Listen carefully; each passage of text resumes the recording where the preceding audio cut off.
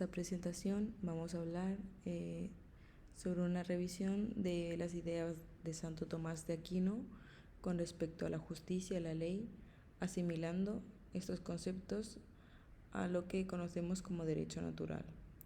Luego recupera las relaciones entre la razón, la verdad y la ley en el pensamiento aquiniano, adentrándose al tratamiento de la ley humana en la Suma Teológica, donde encuentra algunas semejanzas con el pensamiento de Robert Alexy.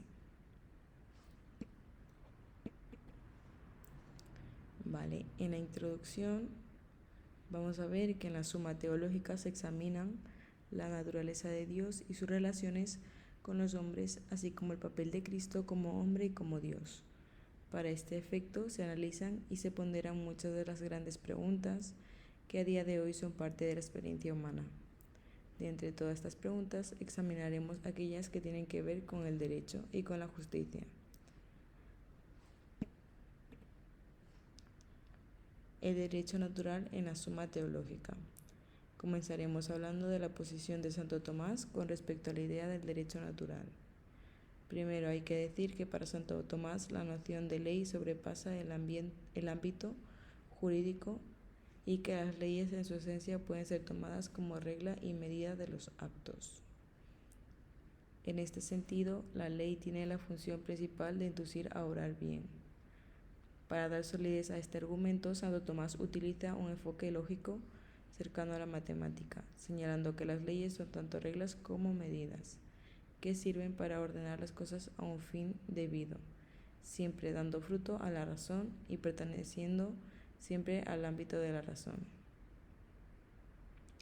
En un sujeto concreto, las leyes pueden hallarse como principio activo o como principio pasivo.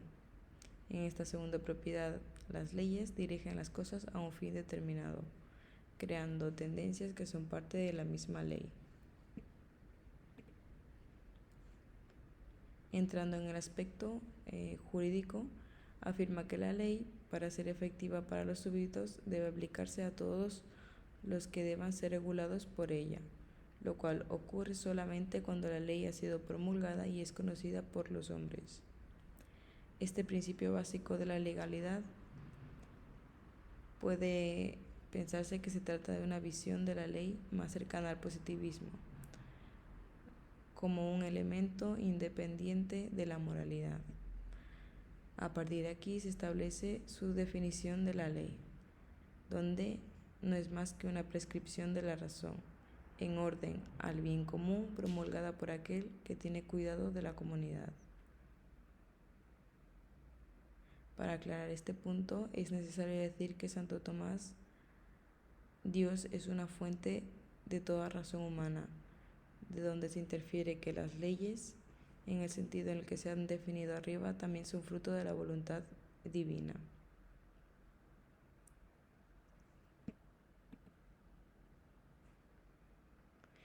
En la justicia. Para definir a la justicia, Santo Tomás acude a las virtudes cardinales, a las que considera como guiadas por la razón, de forma que cuando la razón impone su orden en las operaciones, nos encontramos con la justicia.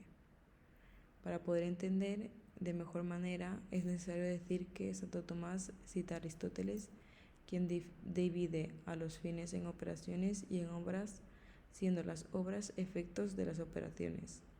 Se puede decir que se puede buscar procedimientos y resultados, de forma que la justicia aparece cuando se aplica la razón a los procedimientos.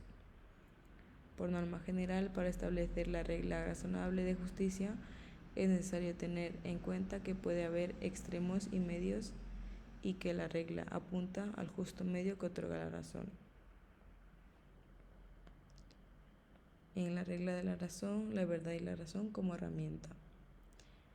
La regla de la razón otorga su bondad a la virtud atendiendo a lo que en sí tiene de razón. Hay diversos aspectos para considerar la aplicación de esta regla de la razón. Por un lado, Santo Tomás establece que la razón natural es el modo por el cual podemos conocer las cosas sensibles inicialmente a través de los sentidos. La razón y la fe son modos de acceder a la verdad. Por otra parte, el alma tiene dos potencias, la cognitiva y la apetitiva. es decir, la conveniencia del ente con el apetito se puede llamar bien y la conveniencia del ente con el entendimiento que se puede llamar verdad, con lo que llegamos a la definición medieval de la verdad, la adecuación del intelecto con la cosa.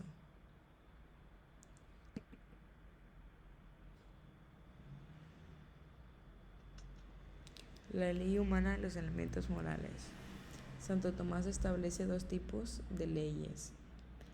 Por un lado se encuentra la ley eterna, dado que toda la creación está regida por la razón divina, de donde se interfiere la existencia de la ley divina que por su propio carácter se encuentra fuera de tiempo y por tanto es eterna. La criatura racional participa en parte de la razón divina y por tanto se inclina de forma natural al bien de donde se interfiere la existencia de una ley natural cuyo único fin es discernir lo bueno de lo malo.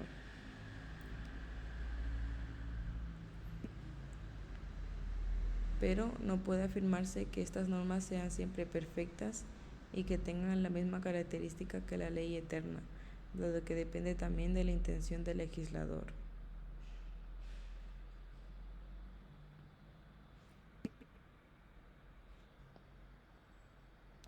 El problema de la existencia de Alexis. Alexis delimita el debate entre positivismo y no positivismo al ámbito de la conexión entre el derecho y moral, señalando que esta es la principal diferencia entre las dos corrientes.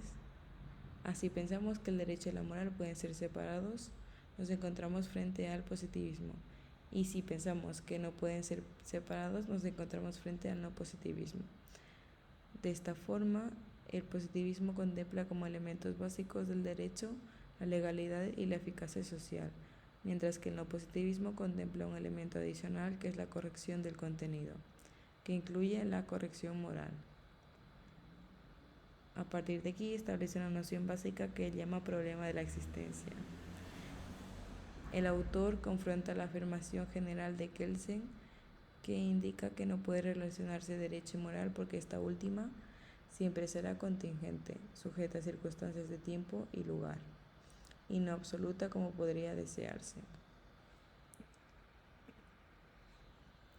En las formas del no positivismo, para Alexis puede existir un positivismo excluyente, que rechaza cualquier tipo de intromisión de la moral en el ordenamiento jurídico, y un positivismo incluyente, que acepta la inclusión de elementos morales de acuerdo a las contingencias o a las convenciones y que está en contra tanto del positivismo como del no positivismo. A su vez, el no positivismo tiene tres formas, partiendo de la afirmación esencial de que el no positivismo defiende la presencia de elementos morales en el derecho. Las diferencias entre sus posiciones derivan de los elementos que la ausencia de la moralidad tiene en la ley. El no positivismo excluyente quita la validez a las leyes que son contrarias a la moral. Alexis considera que esta posición no se puede defender. Existe luego un no positivismo superincluyente que opina que, bajo circunstancias, las cuestiones morales no pueden afectar la validez jurídica de la norma. La injusticia extrema y la medida de la injusticia.